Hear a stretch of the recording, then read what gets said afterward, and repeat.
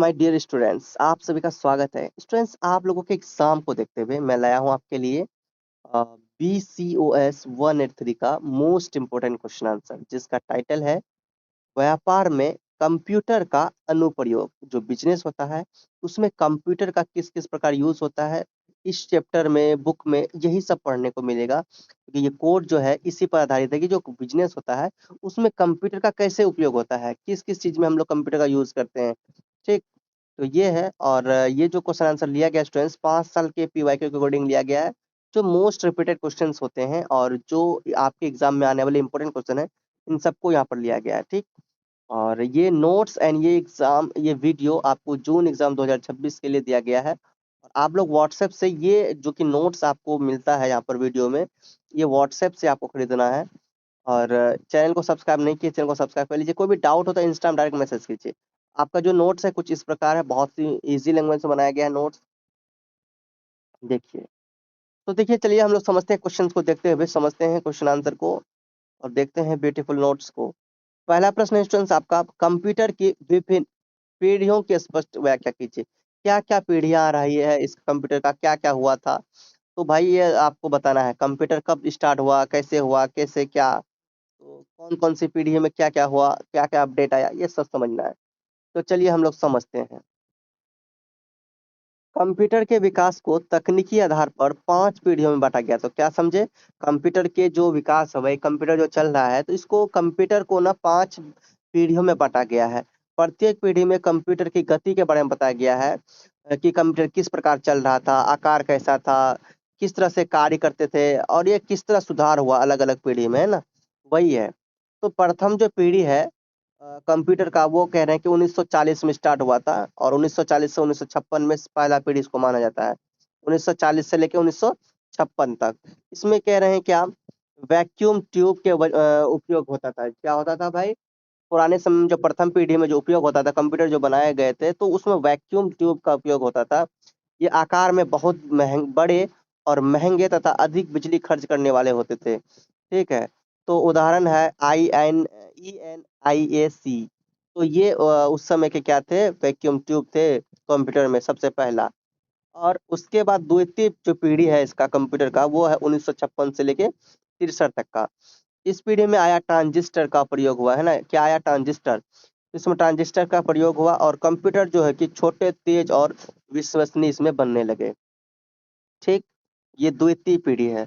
इसका तृतीय पीढ़ी आया आपका 1964 से 71 में, जब इसमें इंटीग्रेटेड सर्किट का यूज किया गया, है ना। इससे कंप्यूटर की जो गति थी वो बढ़ी और आकार थोड़ा सा और छोटा हुआ। ठीक, और चौथा जो पीढ़ी है इसका 1971 से लेके अभी तक चल रहा है, जो क्या है, माइक्रो प्रोसेसर वाला युग है। इसके प्रयोग से पर्सनल कंप्यूटर विकसित हुए। उदाहरण के लिए एप्पल, IBM, ये सब कंप्यूटर इनके बाद, है ना, माइक्रो प्रोसेसर के वजह से विकसित हुआ। और पंचम जो है अभी ये चल रहा है, वर्तमान से स्टार्ट हुआ और भविष्य तक ये चलेगा, अभी बहुत अभी लंबा टाइम तक चलेगा। इसमें कोई टाइम लिमिट नहीं है तब तक। यह कृत्रिम बुद्धिमत्ता आधारित पीढ़ी है जिसमें रोबोटिक्स, मशीन लर्निंग और प्राकृतिक भाषा प्रसंस्करण का उपयोग किया जाता है। और आज के समय में पंचम पीढ़ी में AI का यूज होकर कंप्यूटर को और भी एडवांस बना दिया गया है। ठीक है, सो क्वेश्चन नंबर 2 है आपका, प्लास्टिक मुद्रा से आप क्या समझते हैं। प्लास्टिक मुद्रा की उत्पत्ति कैसे हुई। प्लास्टिक मुद्रा से आशय ऐसी मुद्रा से है जो प्लास्टिक कार्ड के रूप में प्रयोग की जाती है। इसमें मुख्य रूप से debit card, credit card, ATM card आदि शामिल होते हैं। यह नकद धन के स्थान पर इलेक्ट्रॉनिक माध्यम से भुगतान करने की सुविधा प्रदान करती है। प्लास्टिक मुद्रा का उपयोग खरीदारी, ऑनलाइन भुगतान, धन निकासी तथा बिल भुगतान में किया जाता है। इससे लेन देन तेज, सुरक्षित और सुविधाजनक बनता है। प्लास्टिक मुद्रा की उत्पत्ति 20वीं शताब्दी के मध्य में हुई। सबसे पहले 1950 में डाइनर्स क्लब ने क्रेडिट कार्ड की शुरुआत की। इसके बाद बैंकों और वित्तीय संस्थाओं में ने ग्राहकों की सुविधा के लिए विभिन्न प्रकार के कार्ड जारी किए। धीरे धीरे तकनीकी विकास और इंटरनेट के बढ़ते उपयोग के कारण प्लास्टिक मुद्रा का प्रचलन विश्व भर में बढ़ गया।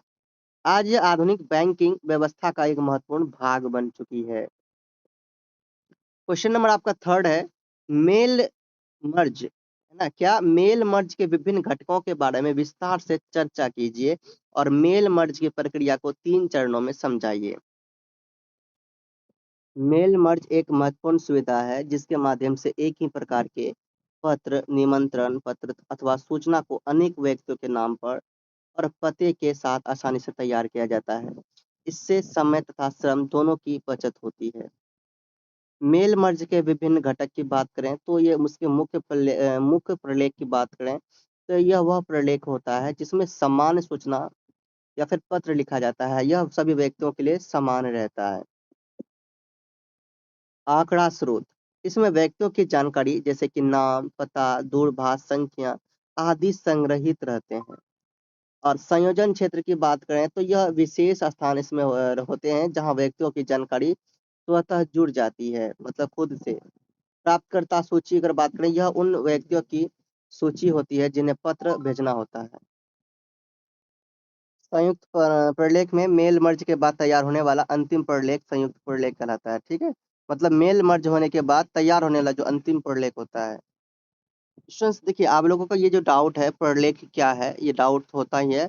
अभी जो मैंने प्रलेख बार बार करते आया, प्रलेख प्रलेख क्या है? प्रलेख समझिए, प्रलेख वह लिखित या फिर डिजिटल डॉक्यूमेंट होता है जिसमें किसी भी व्यक्ति, संस्था या फिर विषय से संबंधित जानकारी दर्ज और सुरक्षित रखी जाती है, जैसे कि आधार कार्ड, पैन कार्ड, मार्कशीट, जन्म प्रमाण पत्र। तो ये सबको सही से रखा जाता है।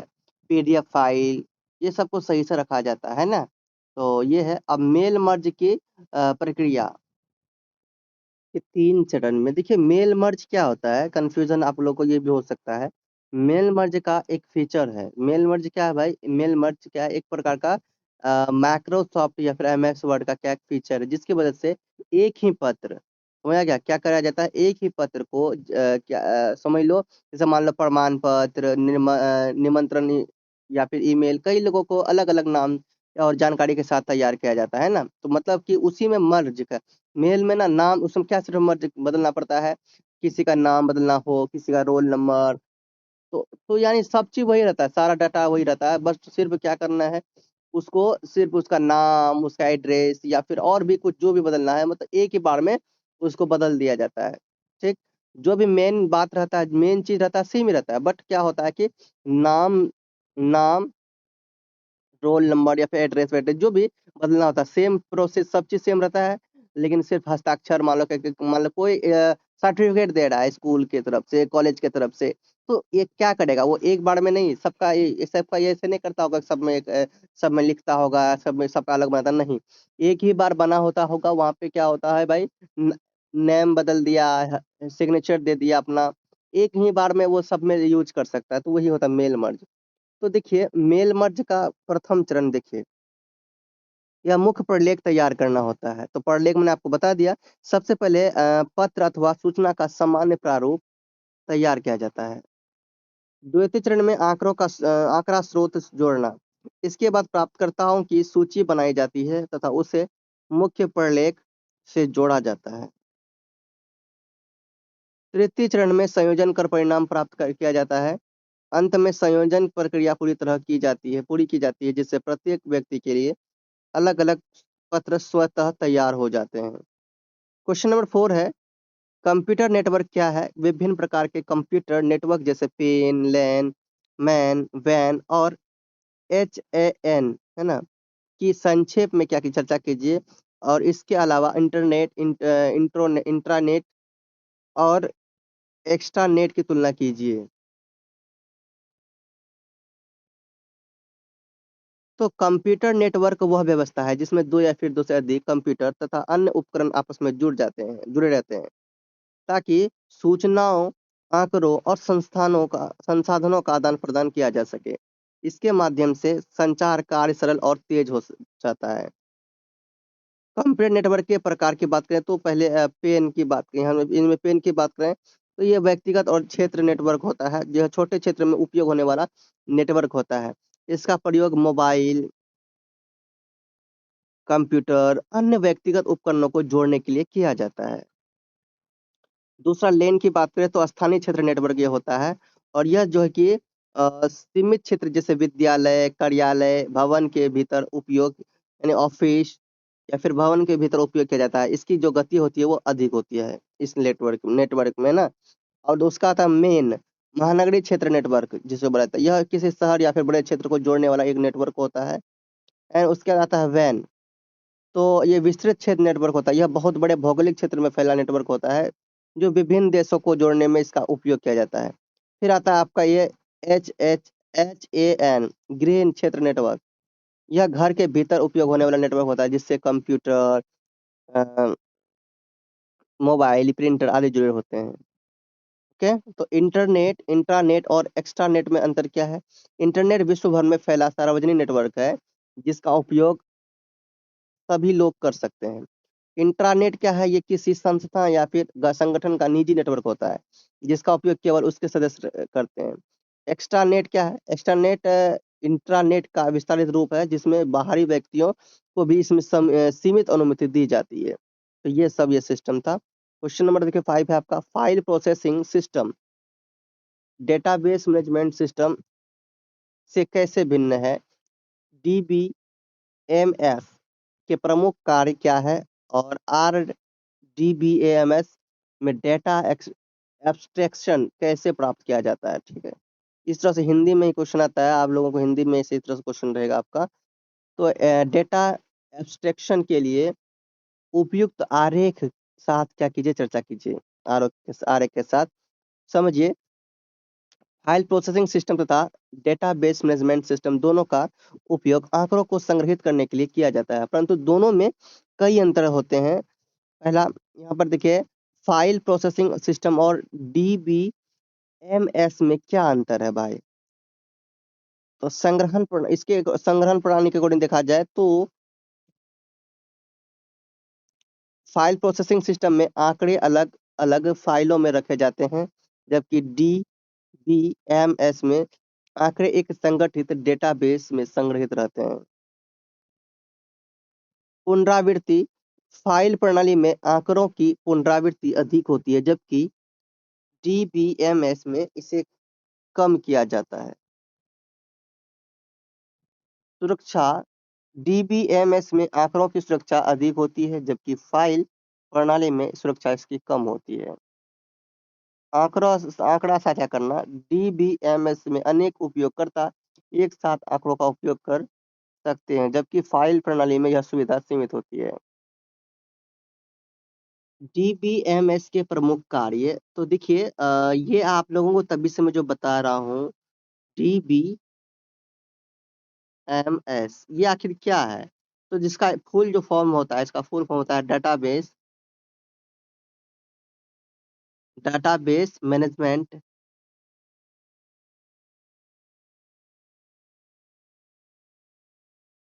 Database management system. ये क्या होता है भाई? इसका फुल फॉर्म होता है, ठीक है। तो ये DBMS एक ऐसा सॉफ्टवेयर होता है जो डेटा यानी जानकारी को सुरक्षित रखने, व्यवस्थित करने, खोजने, जोड़ने, बदलने और हटाने का क्या करता है? DBMS कार्य करता है, ठीक है। तो ये है। इसके कार्य की बात करूं तो ये आंकड़ों का संग्रहण और क्या प्रबंधन करता है, आंकड़ों को सुव्यवस्थित और व्यवस्थित रूप से संग्रहित करता है, सुरक्षा प्रदान करता है, आंकड़ों की पुनर्प्राप्ति करता है। ये सब पॉइंट आपको ध्यान रखना है। और पुनरावृत्ति पर नियंत्रण भी रखता है, बैकअप और पुनर्स्थापन भी करता है, और RDBMS में डेटा एब्स्ट्रैक्शन का कार्य करता है। तो इसमें देखिए जाए तो ये RBDMS में डेटा एब्स्ट्रैक्शन का अर्थ क्या होता है? ये उपयोगकर्ता को केवल आवश्यक जानकारी देखना तथा जटिल आंतरिक संरचना को छिपाना। तो यहाँ पे क्या होता है RDBMS के दौरान, जो कोई भी चीज अगर दिखाना हो तो इसमें डाटा को इस तरह से दिखाया जाता है जिस तरह से लोगों को कोई नुकसान ना हो, और उसको केवल आवश्यक जानकारी दिया जाता है। इसमें इसमें 3 तरह के होते हैं। पहला भौतिक स्तर, इस स्तर पर आंकड़े किस प्रकार संग्रहित है इसकी जानकारी रहती है। दूसरा तार्किक स्तर, इसमें यह बताया जाता है कि डेटाबेस में कौन-कौन से आंकड़े हैं और उनका संबंध क्या है। फिर उसके बाद आता है हृदय स्तर। इस स्तर पर उपयोगकर्ता को केवल आवश्यक जानकारी दिखाई जाती है। अगला है डेटा एब्स्ट्रैक्शन का आरेख। तो ये आरेख आप देख लीजिए, दृश्य स्तर, तार्किक स्तर और भौतिक स्तर। क्वेश्चन नंबर आपका 6 है, साइबर सुरक्षा के सिद्धांत को प्रत्येक के लिए उपयुक्त उदाहरण सहित समझाइए और प्रमाणीकरण क्या है, प्रमाणीकरण प्राधिकरण से कैसे भिन्न है, साथ ही सूचना सुरक्षा की दिशा में एक कदम के रूप में प्रवेश परीक्षण की भूमिका की क्या कीजिए, व्याख्या कीजिए। तो साइबर सुरक्षा का अर्थ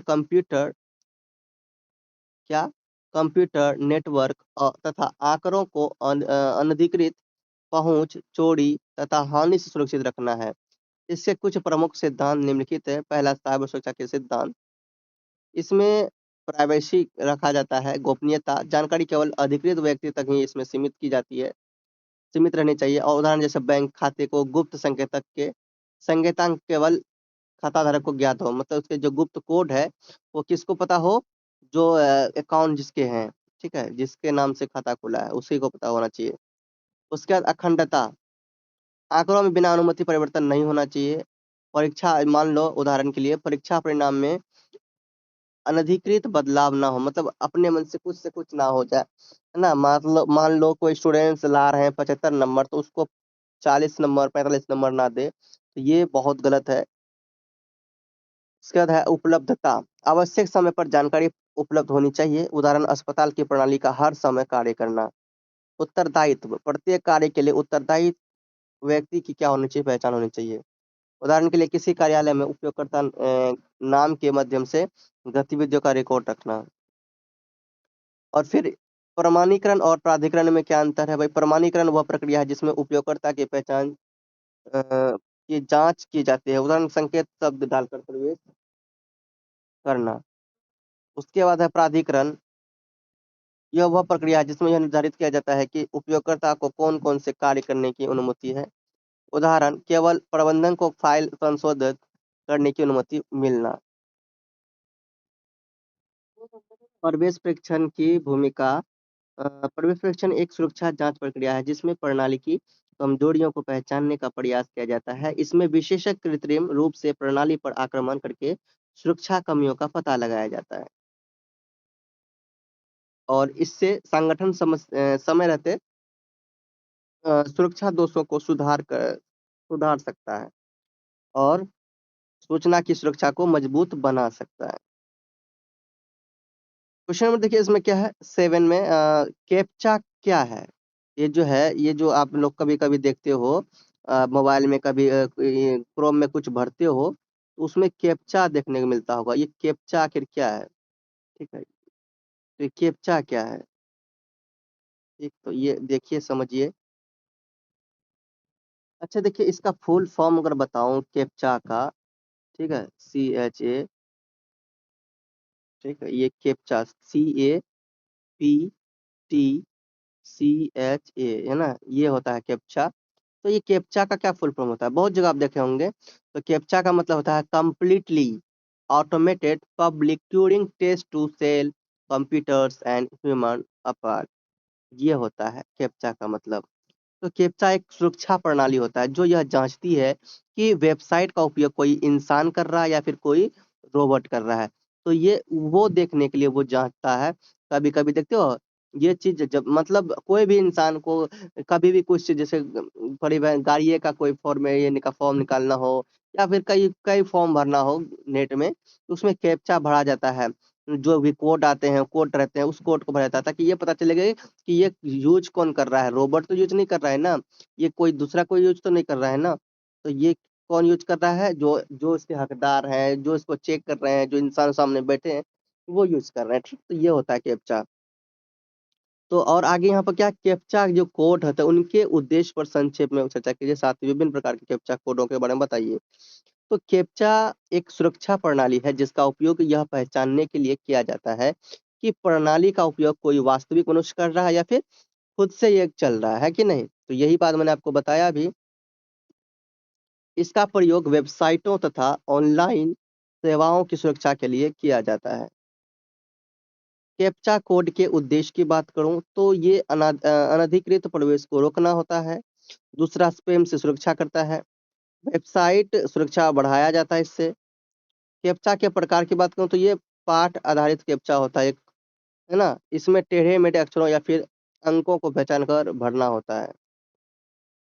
चित्र आधारित कैप्चा का यूज किया जाता है, ध्वनि आधारित कैप्चा, गणितीय कैप्चा, ये सब। अब क्वेश्चन नंबर देखिए आपका 8 है, टिप्पणी टाइप के क्वेश्चंस कुछ कुछ यहाँ पे। अनुपात विश्लेषण क्या है? अनुपात और निम्नलिखित प्रकार के अनुपातों को, अच्छा, तो ये जितने भी यहाँ पर दिया है इसके बारे में बताना है अनुपात के अकॉर्डिंग। तो देखिए, वर्तमान अनुपात की बात करें तो क्या होता है? अनुपात विश्लेषण वह विधि होता है जिसके द्वारा किसी संस्था की वित्तीय स्थिति, लाभ तथा कार्य क्षमता का अध्ययन विभिन्न अनुपातों के माध्यम से किया जाता है। यह व्यवसाय की आर्थिक स्थिति को समझने में सहायता करता है। वर्तमान अनुपात की बात करें तो यह संस्था आपातकालीन देनदारियों को चुकाने की क्षमता को दर्शाता है। और वर्तमान अनुपात बराबर होता है चालू परिसंपत्तियां अपन चालू देनदारियां। तो उदाहरण, चालू परिसंपत्तियां 50,000 रुपये तथा चालू देनदारियां 25,000 रुपया है, तो वर्तमान अनुपात इसका अगर निकाला जाए तो 2:1 होगा। ठीक है, तो उसी एक कैप्चा अभी देखे आपने, इसके अकॉर्डिंग इस फॉर्मूला लगाए, चालू परिसंपत्तियां और चालू देनदारियां, तो यहाँ पे इसके अकॉर्डिंग निकाला गया तो कितना आया? 2:1 आया। और त्वरित अनुपात का देखा जाए तो जो संस्था की तत्कालीन भुगतान क्षमता को दर्शाता है। तो त्वरित अनुपात बराबर होता है त्वरित परिसंपत्तियां अपन चालू देनदारियां। यदि त्वरित परिसंपत्तियां कितना है? 30,000 रुपया तथा चालू जो देनदारियां 15,000 है, तो इनका भी अनुपात कितना है? 2:1। सकल लाभ अनुपात, तो यह कुल बिक्री पर लाभ सकल को दर्शाता है। सकल लाभ अनुपात बराबर होता है सकल बट्टे शुद्ध बिक्री, जितना शुद्ध बिक्री होता है और इसको गुना करेंगे 100 से। तो यदि सकल लाभ है आपका कितना है? सकल लाभ आपका 20,000 रुपये तथा शुद्ध बिक्री 1 लाख है, तो रुपये तो है, तो सकल लाभ अनुपात 20% होगा। इसके अकॉर्डिंग आपको निकालना है कितना होगा 20% में।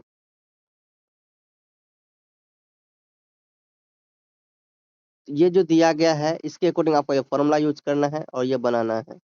ठीक, ये मतलब कि ये जो फॉर्मूला यूज करेंगे आएगा 20%। जैसे मान लो सकल लाभ, सकल लाभ आपका कितना है? 20,000 अपॉन 1 लाख, और गुना करेंगे 100 से। ये दो जीरो कैंसिल हो जाएगा, और ये दो जीरो इससे कैंसिल हो जाएगा। ठीक है, बचेगा कितना? 20,000 है ना, 20,000 हमने दे दिया। अच्छा, यहाँ एक जीरो और घटा है, 1 मिनट 1 मिनट,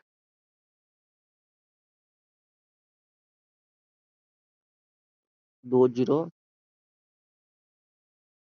ठीक है, अब सही है। ठीक, गुना 100, यही था ना यहाँ नीचे। तो भाई ये 5 जीरो था यहाँ पे, तो 1 लाख है ना, तो यहाँ पे कितना? तो 3 जीरो कैंसिल, 1 जीरो कैंसिल, बचा 10। तो 10 को यहाँ से 1 जीरो यहाँ, 1 जीरो यहाँ कैंसिल, 2 गुना 10 20 बचा। तो कितना परसेंट आया आपका? यहाँ पर देखिए 20%। उसके बाद आपका है परिचालित लागत अनुपात। यह बिक्री की तुलना में परिचालन लागत को दर्शाता है। तो परिचालन लागत अनुपात होता है परिचालन लागत अपॉन शुद्ध बिक्री इंटू 100। तो ये यहाँ पे आपको कुछ उदाहरण दिए गए हैं, देख लीजिए। एक ऑपरेटिंग सिस्टम क्या है? ऑपरेटिंग सिस्टम के उद्देश्य की संक्षेप में चर्चा कीजिए, साथ ही ऑपरेटिंग सिस्टम के महत्वपूर्ण कार्यों की क्या कीजिए, स्टूडेंट व्याख्या कीजिए। तो ऑपरेटिंग सिस्टम वह प्रणाली होता है, वह प्रणाली सॉफ्टवेयर है जो कंप्यूटर के हार्डवेयर और उपयोगकर्ता के बीच मध्यस्थ का क्या करती है? कार्य करती है, या फिर सेतु का, पुल का कार्य करती है, समझ लो। यह कंप्यूटर के सभी कार्यों को नियंत्रित एवं संचालित करती है। ऑपरेटिंग सिस्टम के उद्देश्य संसाधनों का प्रबंधन करना, उपयोगकर्ता को सुविधा प्रदान करना, ठीक है, वीडियो को रोक कर ये पढ़िए, कार्यों का नियंत्रण करना। ऑपरेटिंग सिस्टम के महत्वपूर्ण कार्य क्या है? स्मृति प्रबंधन, फाइल प्रबंधन,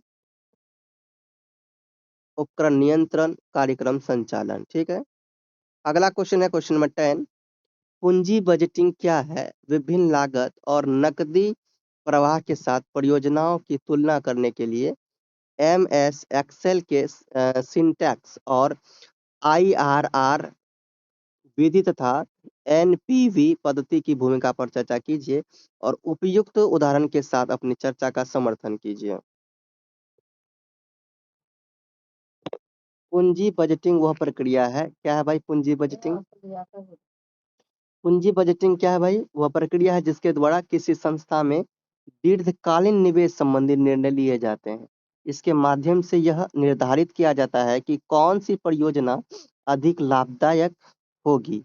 इसमें लागत, लाभ तथा भविष्य के नकदी प्रवाह का विश्लेषण किया जाता है। और आईआरआर विधि की भूमिका की बात किया जाए तो आईआरआर अर्थात आंतरिक प्रतिफल दर वह दर है जिस पर परियोजना का शुद्ध वर्तमान मूल्य शून्य हो जाता है। जिस पर परियोजना का आईआरआर अधिक होता है उसे अधिक लाभदायक माना जाता है। एनपीवी बराबर इक्वल टू 0 तो M S Excel syntax equal to क्या होगा? आरआरआर। उदाहरण के लिए हम माना जाए, यहाँ पर उदाहरण भी दिया गया है। यदि किसी परियोजना में प्रारंभिक निवेश 50,000 रुपये हो तो अगले वर्षों में नकदी प्रवाह कितना 20,000, 25,000 और 30,000 रुपये हो तो एक्सेल में आईआरआर निकालकर परियोजना की लाभदायक प्राप्त की जाती है। तो ये इसको निकाला जाएगा यहाँ पर। ठीक है। तो एनपीवी पद्धति की भूमिका, इनमें देखिए एनपीवी का मतलब हम लोग समझेंगे। एनपीवी पद्धति की भूमिका में एनपीवी का क्या मतलब होता है भाई? तो देखिए एनपीवी का फुल फॉर्म होता है स्टूडेंट्स नेट प्रेजेंट वैल्यू। ठीक। तो इसकी फॉर्मूला होते हैं, इसकी फॉर्मूला होते हैं, देखिए क्या होते हैं। ये आपका टोटल के लिए इसका यूज होता है sigma C C F T upon 1 plus R T और साथ में सी 0। ठीक है, इस तरह का फॉर्मूला होता है। और एनपीवी अर्थात शुद्ध वर्तमान मूल्य भविष्य के नकदी प्रवाह के वर्तमान मूल्य और प्रारंभिक निवेश के अंतर को दर्शाता है। यदि एनपीवी धनात्मक हो तो परियोजना लाभदायक मानी जाती है। एमएस माइनस एक्सेल सिंटैक्स में इस तरह से दर को दे सकते हैं एनपीवी में दर मान मान 1 मान 2 इस प्रकार से। उदाहरण के लिए देखिए यदि किसी परियोजना का प्रारंभिक निवेश 1 लाख रुपये हो तो भविष्य के नकदी प्रवाह का जो वर्तमान मूल्य वो होगा 1,20,000 रुपये हो तो भाई एनपीवी 20,000 रुपया होगा इसका, है क्या नहीं, फॉर्मूला के अकॉर्डिंग। ठीक है। अब देखिए क्वेश्चन नंबर आपके सामने है 11। डिजिटाइजेशन क्या है और ये व्यवसाय जगत पर डिजिटलीकरण के प्रभाव को उपयुक्त उदाहरणों के साथ स्पष्ट कीजिए। तो ये डिजिटाइजेशन वह प्रक्रिया है जिसके माध्यम से जानकारी, डॉक्यूमेंट तथा दस्तावेज तथा कार्यों को डिजिटल रूप में परिवर्तित किया जाता है। वर्तमान समय में डिजिटलीकरण ने व्यवसाय जगत में महत्वपूर्ण परिवर्तन किए हैं। व्यवसाय जगत पर डिजिटलीकरण के प्रभाव, कार्यों में तेजी, डिजिटल तकनीक के कारण व्यापारिक कार्य तेजी से होने लगे हैं। उदाहरण ऑनलाइन भुगतान प्रणाली से तुरंत लेन-देन संभव हुआ है। लागत में कमी, कागजी कार्य कम होने से धन और धन को समय और धन का दोनों का उपयोग बचत हुआ है ना, कागजी काम कम होने पर। आगे उदाहरण के लिए जैसे देखो ई बिल, डिजिटल रिकॉर्ड का उपयोग, ये सब देखो पहले एक समय कागज जमा करना पड़ता था, अब ऑनलाइन भी कर लेते हैं लोग। वैश्विक व्यापार का विस्तार, इंटरनेट के माध्यम से व्यवसाय विश्व भर में फैल गया है। पूरा दुनिया में बिजनेस हो रहा है ऑनलाइन। ठीक है, पूरा दुनिया में कहीं से भी कोई कुछ खरीद सकता है। ऑनलाइन खरीदारी वेबसाइटों का विकास हुआ, ग्राहक सेवा में सुधार आया। ठीक, पारदर्शिता और सुरक्षा इस पे होने लगे। ठीक, डिजिटलीकरण से तो ये सब देखिए डिजिटल बैंकिंग सेवाएं अगला क्वेश्चन आपके सामने यही है, विभिन्न सूचना प्रणालियों की व्याख्या कीजिए, व्यवसाय हेतु सूचना प्रणाली के महत्व को क्या कीजिए, संक्षेप में बताइए। तो सूचना प्रणाली क्या है? सूचना प्रणाली वह व्यवस्था है जिसके माध्यम से आंकड़ों का संग्रहण किया जाता है, प्रसंस्करण, संरक्षण तथा वितरण किया जाता है। तो ये सब आप लोग समझ लीजिए, जैसे डाटा को इकट्ठा किया गया, ठीक है, उसको कैसे सेट करना, सेट किया गया, संरक्षण प्रदान किया गया, फिर उसको भेजा गया, वितरण किया गया। यह व्यवसाय में निर्णय लेने तथा कार्यों को व्यवस्थित करने में सहायता करती है। विभिन्न सूचना प्रणालियां, लेन-देन प्रक्रिया प्रणाली, यह दैनिक व्यापारिक लेन-देन का क्या करता है, रिकॉर्ड रखती है। बिक्री और भुगतान का जैसे रिकॉर्ड। और प्रबंधन सूचना प्रणाली में यह प्रबंधकों को आवश्यक रिपोर्ट और जानकारी प्रदान करती है। निर्णय समर्थन प्रणाली, यह जटिल परिस्थितियों में निर्णय लेने में सहायता करती है। कार्यालय स्वचालन प्रणाली, यह कार्यालयी कार्यों को सरल और तेज बनाती है। ईमेल और डॉक्यूमेंट प्रबंधन। पांचवा है कार्यकारी सूचना प्रणाली, यह उच्च अधिकारियों को महत्वपूर्ण सूचनाएं उपलब्ध कराती है। व्यवसाय हेतु सूचना प्रणाली का क्या महत्व है, ये देखिए। तो व्यवसाय हेतु ये निर्णय लेने में सहायता करते हैं, कार्य क्षमता में वृद्धि होती है, समय और लागत की बचत होती है। Okay, question number 13, question 12 complete होता है। क्वेश्चन नंबर 13 में देखिए, भाषा संसाधनों का क्या महत्व है, कि दो प्रोसेसरों की विस्तार से चर्चा कीजिए। तो देखिए, भाषा संसाधक भाषा संसाधक ऐसे विशेष कार्यक्रम होते हैं जो प्रोग्रामिंग भाषा में लिखे गए निर्देशों को कंप्यूटर की मशीन भाषा में परिवर्तित करते हैं, ताकि कंप्यूटर उन्हें समझकर कार्य कर सके। संसाधकों के बिना कंप्यूटर प्रोग्रामों का निष्पादन संभव नहीं होता। ये प्रोग्राम की त्रुटियों को पहचान तथा उन्हें सुधारने में सहायता करते हैं। भाषा संसाधकों का महत्व, भाषा परिवर्तन, त्रुटि पहचान, कार्य निष्पादन, और उसके दो प्रमुख प्रोसेसर हैं, कंपाइलर और इंटरप्रेटर। कंपाइलर पूरे प्रोग्राम का एक साथ अनुवाद करता है। यदि प्रोग्राम में त्रुटि होती है तो वह उसकी विशेष सूचना देता है, और कंपाइलर द्वारा अनुवादित प्रोग्राम का निष्पादन तेज होता है। इसका उपयोग बड़े प्रोग्रामों में अधिक किया जाता है। इंटरप्रेटर प्रोग्राम को पंक्ति दर अनुवाद क्या समझे, इंटरप्रेटर इंटरप्रेटर प्रोग्राम में पंक्ति दर पंक्ति अनुवाद करता है, और यह प्रत्येक निर्देश को तुरंत निष्पादित करता है। और यदि किसी पंक्ति में त्रुटि हो तो वही प्रक्रिया रुक जाती है। इसके उपयोग छोटे तथा परीक्षण प्रोग्रामों में किया जाता है। 14 नंबर में स्टूडेंट, कंप्यूटर अनुप्रयोगों को परिभाषित कीजिए, व्यवसाय में उनके महत्व की वही क्या कीजिए, व्याख्या। तो कंप्यूटर का अनुप्रयोग आज के समय में भैया बहुत ज्यादा होता है ना। कंप्यूटर अनुप्रयोग से उन कार्यों और क्षेत्रों से जहां कंप्यूटर का उपयोग विभिन्न समस्याओं के समाधान तथा कार्यों को सरल बनाने के लिए किया जाता है। वर्तमान समय में शिक्षा, बैंकिंग, व्यापार तथा चिकित्सा तथा संचार जैसे अनेक क्षेत्र में कंप्यूटर अनुप्रयोगों का व्यापक उपयोग हो रहा है। व्यवसाय में कंप्यूटर अनुप्रयोगों का महत्व, लेखा कार्यों में सुविधा, कंप्यूटर की सहायता से हिसाब किताब, वित्तीय रिकॉर्ड आसानी से तैयार किए जाते हैं। आंकड़ों का इसमें संग्रहण किया जाता है, संचार में सुधार। ये सब पॉइंट देखिए, समय और लागत की बचत होती है, निर्णय लेने में सहायता और ग्राहक सेवा सुधार होते हैं। क्वेश्चन नंबर 15 है, सेना और रक्षा में कंप्यूटर के उपयोग का संक्षेप कीजिए। सेना और रक्षा में, वर्तमान समय में सेना और रक्षा क्षेत्र में कंप्यूटर का उपयोग अत्यंत महत्वपूर्ण हो गया है।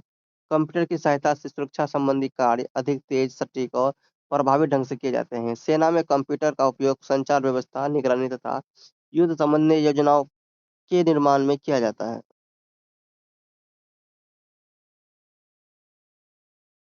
सेना और रक्षा में कंप्यूटर के उपयोग क्या है, ये संचार व्यवस्था है, सैनिकों और सैन्य अधिकारियों के बीच तेज और सुरक्षित संचार स्थापित करने में महत्वपूर्ण सहायता करता है। अगला है निगरानी और सुरक्षा। सीमाओं की निगरानी, रडार प्रणाली तथा उपग्रह नियंत्रण में कंप्यूटर का उपयोग किया जाता है। युद्ध योजना निर्माण, युद्ध रणनीतियों और सैन्य अभ्यासों की योजना कंप्यूटर द्वारा तैयार की जाती है। हथियार नियंत्रण में भी कंप्यूटर का यूज होता है।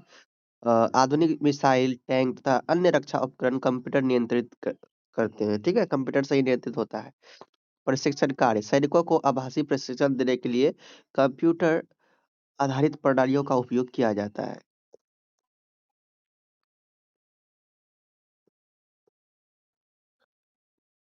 16 में क्या है, डेटा मॉडल से आप क्या समझते हैं? किन्हीं 3 डेटा मॉडलों के नाम बताइए और उनकी मुख्य विशेषताओं पर चर्चा कीजिए।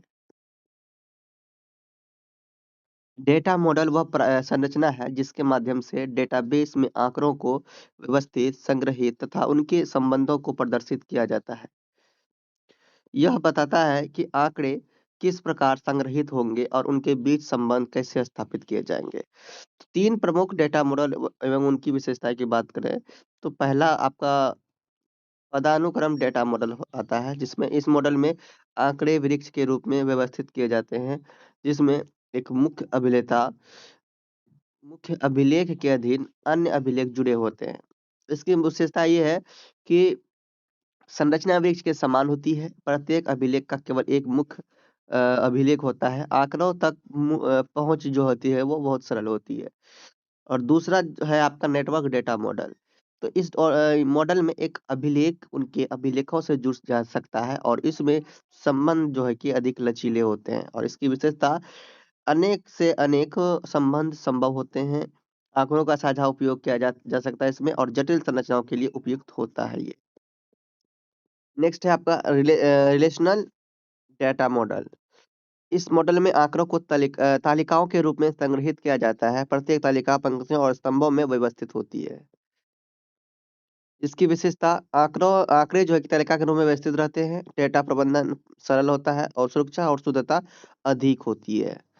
17 नंबर में है, यूट्यूब से विज्ञापन राजस्व अर्जित करना एक क्या है, चुनौती है, कैसे? देखिए, यूट्यूब पर विज्ञापन राजस्व अर्जित करना आसान नहीं है। इसके लिए रचनाकार को नियमित रूप से गुणवत्तापूर्ण और आकर्षक वीडियो बनानी पड़ती है। अधिक दर्शक, सदस्य तथा देखने का समय प्राप्त करना आवश्यक होता है। प्रतिस्पर्धा बढ़ने के कारण नए-नए रचनाकारों को पहचान बनाना कठिन होता है। इसके अतिरिक्त यूट्यूब की नीतियों का पालन भी करना आवश्यक है, अन्यथा चैनल की आय बंद हो सकती है। कॉपीराइट नियमों का उल्लंघन होने पर भी समस्या उत्पन्न होती है, इसलिए निरंतर मेहनत, रचनात्मकता तथा धैर्य के माध्यम से ही यूट्यूब से अस्थायी विज्ञापन आय प्राप्त की जा सकती है। ठीक। क्वेश्चन नंबर आपका 18 में है, मुफ्त और ओपन सॉफ्टवेयर वह सॉफ्टवेयर होता है जिसे उपयोगकर्ता बिना शुल्क के उपयोग कर सकता है तथा उसके स्रोत कोड में आवश्यकता अनुसार परिवर्तन भी कर सकता है। यह सॉफ्टवेयर स्वतंत्र रूप से वितरित किया जा सकता है। इसका मुख्य उद्देश्य ज्ञान और तकनीक को सभी के लिए सुलभ बनाना है। ऐसे सॉफ्टवेयर पारदर्शिता तथा सुरक्षा तथा सहयोग को बढ़ा देते हैं। उपयोगकर्ता अपनी आवश्यकता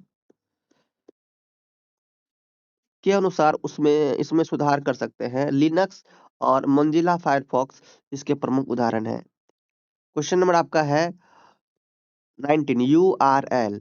तो यूआरएल का पूर्ण रूप होता है यूनिफॉर्म रिसोर्स लोकेटर। याद रखना, यू आर और एल इसका क्या फुल फॉर्म होता है, यूनिवर्स रिसोर्स लोकेटर। यह इंटरनेट पर उपलब्ध किसी वेबसाइट और वेब पृष्ठ या फिर संसाधन का पता होता है। यूआरएल की सहायता से उपयोगकर्ता किसी विशेष वेबसाइट तक पहुंच सकता है। इसमें प्रोटोकॉल, डोमेन नाम तथा वेब पृष्ठ का पता क्या होता है शामिल होता है। जब उपयोगकर्ता वेब ब्राउज़र में यूआरएल दर्ज करता है, तब संभावित वेबसाइट खुल जाती है। यह इंटरनेट पर सूचनाओं को खोजने और प्राप्त करने का महत्वपूर्ण माध्यम है। उदाहरण के रूप में ले सकते हो www.google.com, एक क्या है, एक यूआरएल है।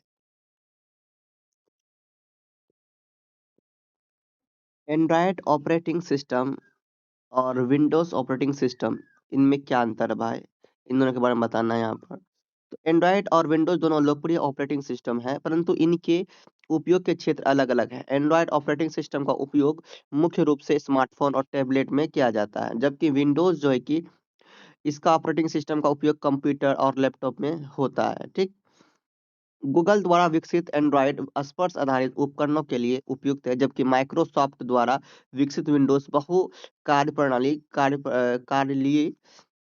कार्यालयी कार्यों के लिए क्या है प्रसिद्ध है। एंड्रॉयड मुक्त अ, स्रोत आधारित है, जबकि विंडोज़ स्वामित्व आधारित प्रणाली है। दोनों ही उपयोगकर्ताओं को सरल और सुविधाजनक वातावरण प्रदान करता है। प्लास्टिक मनी 21 में प्लास्टिक मनी से आशा ऐसी मुद्रा से है जो प्लास्टिक कार्ड के रूप में उपयोग की जाती है। इसमें आपके प्लास्टिक मनी में डेबिट कार्ड, क्रेडिट कार्ड तथा एटीएम कार्ड शामिल है। ध्यान रखना प्लास्टिक मनी बोला जाए तो debit card, credit card, ATM. इसका उपयोग नकद धन के स्थान पर भुगतान करने के लिए किया जाता है। प्लास्टिक मनी से खरीदारी, ऑनलाइन भुगतान तथा धन निकासी का कार्य सरल और सुरक्षित हो जाता है। इससे समय की बचत होती है तथा नकदी रखने की आवश्यकता कम हो जाती है। आधुनिक बैंकिंग व्यवस्था में इसका महत्व निरंतर बढ़ता रहा है। क्वेश्चन नंबर 22 है आपका माइक्रोसॉफ्ट वर्ड में मेल मर्ज। माइक्रोसॉफ्ट में मेल मर्ज एक महत्वपूर्ण सुविधा है जिसके माध्यम से एक ही प्रकार के पत्र या सूचना को अनेक व्यक्तियों के नाम और पते के साथ तैयार किया जा सकता है कि नहीं। सब चीज तो वही रहेगा, सिर्फ नाम और पते को बदल कर सकता है एक ही बार में। इसमें मुख्य प्रलेख तथा प्राप्तकर्ता की सूची का उपयोग किया जाता है। मेल मर्ज के द्वारा प्रत्येक व्यक्ति के अलग अलग पत्र स्वतः तैयार हो जाते हैं, ठीक है, खुद से। यह सुविधा समय और श्रम की बचत करती है तथा कार्यालयी कार्यों को सरल बनाती है, ऑफिस वाला कार्य को। इसका उपयोग निमंत्रण पत्र, प्रमाण पत्र, सूचना पत्र ये सब करने के लिए किया जाता है। अगला है सेल टिप्पणी।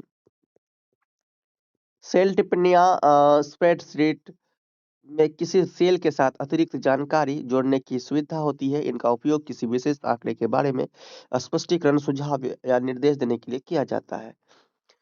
जब उपयोगकर्ता संबंधित सेल पर संकेतक ले जाता है, तब टिप्पणी दिखाई देती है। इससे कार्य को समझना आसान हो जाता है और समूह में कार्य करते समय संचार बेहतर होता है। माइक्रोसॉफ्ट एक्सेल में सेल्स टिप्पणियों का उपयोग व्यापक रूप से किया जाता है। अगला है स्टूडेंट आपका 24 number cloud computing. Cloud computing वह तकनीक है जिसके माध्यम से इंटरनेट द्वारा आंकड़ों, सॉफ्टवेयर तथा सेवाओं का उपयोग किया जाता है। इसमें जानकारी कंप्यूटर की हार्ड डिस्क में संग्रहित ना होकर दूरस्थ सर्वरों में सुरक्षित रहती है। उपयोगकर्ता इंटरनेट की सहायता से कहीं भी और कभी भी अपने आंकड़ों तक पहुंच सकता है। इससे संग्रहण क्षमता बढ़ती है तथा लागत कम होती है।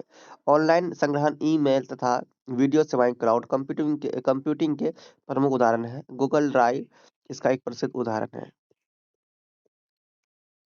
आर्टिफिशियल इंटेलिजेंस अर्थात कृत्रिम बुद्धिमत्ता वह तकनीक है जिसके माध्यम से कंप्यूटर और मशीनों को मनुष्य की तरह सोचने, समझने तथा निर्णय लेने योग्य बनाता है। यह तकनीक सीखने, समस्या समाधान तथा भाषा पहचान जैसे कार्य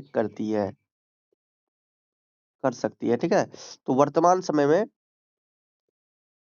इसका उपयोग चिकित्सा, शिक्षा, बैंकिंग तथा सुरक्षा क्षेत्रों में व्यापक रूप से किया जा रहा है। वाणी पहचान, रोबोट तथा स्वचालित वाहन इसके प्रमुख उदाहरण हैं। कृत्रिम बुद्धिमत्ता ने कार्यों को अधिक तेज, सरल और प्रभावशाली बना दिया। एनिमेशन एनिमेशन वह प्रक्रिया है जिसमें चित्रों या फिर वस्तुओं को इस प्रकार प्रस्तुत किया जाता है कि वे गतिशील दिखाई दे, है कि नहीं। मतलब कि एनिमेशन में यही ना होता है कि कार्टून टाइप का कुछ ऐसा होता है जो अपने आप चलता है, बोलता है, उसमें मनुष्य की तरह आवाज होता है, सब चीज मतलब है ना, निर्जीव से सजीव बना दिया जाता है उसे। और इसका उपयोग चलचित्र, विज्ञापन, शिक्षा और खेलों में किया जाता है। एनिमेशन के माध्यम से कठिन विषय को सरल और आकर्षक ढंग से समझाया जा सकता है कि नहीं।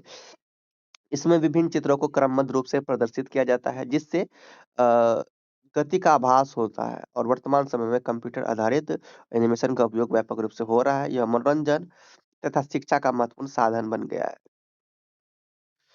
उसके बाद आपका है डिफरेंस, निम्नलिखित में से अंतर कीजिए। तो इनमें डिफरेंस वाला भी बहुत सारे क्वेश्चन रहेंगे। पहला क्वेश्चन है आपका मेन फ्रेम और सुपर कंप्यूटर में क्या अंतर है। ठीक, यहाँ पर आपको डिफरेंस वाला क्वेश्चन एग्जाम में आएंगे, ध्यान देना। इसका देखो मेन फ्रेम कंप्यूटर में इसका उपयोग बड़े संगठनों में आंकड़ों के प्रबंधन के लिए किया जाता है। किसका? मेन फ्रेम कंप्यूटर का। मेन फ्रेम कंप्यूटर का देखा जाए तो यह एक साथ अनेक उपयोगकर्ता को सेवा प्रदान कर सकता है। ठीक है? और यह बैंक, रेलवे तथा बीमा संस्थानों में इसका अधिक उपयोग होता है और इसका मुख्य कार्य आंकड़ों का प्रसंस्करण करना है। तो इस प्रकार भी आप डिफरेंस दे सकते हैं, मतलब अलग-अलग लिख दिए। अब ये सुपर कंप्यूटर देखिए, इसका उपयोग अत्यंत जटिल वैज्ञानिक गणनाओं के लिए किया जाता है। इसका कार्य गति बहुत अधिक होती है। मौसम पूर्वानुमान, अंतरिक्ष अनुसंधान तथा रक्षा क्षेत्र में इसका क्या किया जाता है? सुपर कंप्यूटर का उपयोग किया जाता है रक्षा क्षेत्र में। और इसका मुख्य कार्य उच्च स्तरीय गणना करना होता है। सो देखिए नेक्स्ट क्वेश्चन देखते हैं। फाइल प्रबंधन और मेमोरी प्रबंधन में अंतर। तो फाइल प्रबंधन की बात करें तो यह फाइलों को संग्रहित और व्यवस्थित रखने का कार्य करता है। फाइलों के निर्माण, संशोधन तथा हटाने का कार्य करता है ये। आंकड़ों को सुरक्षित रखने में सहायता करता है और इसका संबंध संग्रहित आंकड़ों से होता है। अब बात करें मेमोरी प्रबंधन की तो भैया यह एक कंप्यूटर की स्मृति का नियंत्रण और प्रबंधन करता है। विभिन्न कार्यक्रमों को आवश्यक स्मृति उपलब्ध कराता है। स्मृति के उचित उपयोग को सुनिश्चित करता है। इसका संबंध मुख्य स्मृति से होता है। अगला है मिनी कंप्यूटर और सुपर कंप्यूटर में अंतर। मिनी कंप्यूटर की बात करें तो मिनी कंप्यूटर माध्यम आकार के कंप्यूटर होते हैं। मिनी कंप्यूटर कंप्यूटर मध्यम आकार के मतलब छोटे साइज के कंप्यूटर होते हैं जिसका उपयोग छोटे और तथा माध्यम संसाधनों में किया जाता है। इनका गति और संग्रहण क्षमता सीमित होती है और ये कम उपयोगकर्ता को सेवा प्रदान करते हैं तथा सामान्य व्यापारिक और शैक्षणिक कार्यों में भी इसका उपयोग किया जाता है। फिर आता है आपका सुपर कंप्यूटर। सुपर कंप्यूटर अत्यंत शक्तिशाली और तेज गति वाले कंप्यूटर होते हैं। इसका उपयोग जटिल वैज्ञानिक गणनाओं, मौसम पूर्वानुमान, अंतरिक्ष अनुसंधान तथा रक्षा क्षेत्र में किया जाता है। इनकी कार्य क्षमता बहुत अधिक होती है और ये अत्यधिक मात्रा में आंकड़ों का तेजी से प्रसंस्करण कर सकते हैं। इस तरह देखिए आपका है नेक्स्ट डिजिटल कंप्यूटर और हाइब्रिड कंप्यूटर में अंतर। डिजिटल कंप्यूटर की बात करें तो डिजिटल कंप्यूटर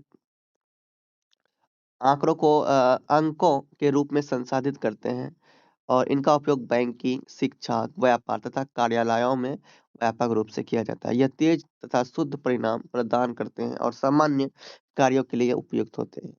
अगला है हाइब्रिड कंप्यूटर। तो हाइब्रिड कंप्यूटर डिजिटल तथा एनालॉग कंप्यूटर दोनों की विशेषताओं को मिलाकर बनाए जाते हैं। इनका उपयोग चिकित्सा, वैज्ञानिक अनुसंधान तथा औद्योगिक क्षेत्रों में किया जाता है। ये गति और शुद्धता दोनों प्रदान करते हैं तथा जटिल कार्यों को प्रभावी ढंग से पूरा करते हैं। अच्छा ये क्वेश्चन फिर से रिपीट हुआ डिजिटल कंप्यूटर और हाइब्रिड कंप्यूटर इसका हम लोग देख चुके हैं। अगला है कैप्चा। तो भैया कैप्चा का यूज भी जो बड़े क्वेश्चंस देखे थे इसका यूज कला सीखे कैसे यूज होता है, क्या होता है कैप्चा। तो अगला है उद्यम संसाधन योजना। उद्यम संसाधन योजना एक ऐसी प्रणाली है जिसके माध्यम से किसी संस्था के विभिन्न कार्यों और संसाधनों का एकीकृत रूप से प्रबंधन किया जाता है। इसके द्वारा उत्पादन, वित्त, मानव संसाधन, बिक्री तथा भंडारण जैसे विभागों की जानकारी एक ही प्रणाली में संग्रहित रहती है।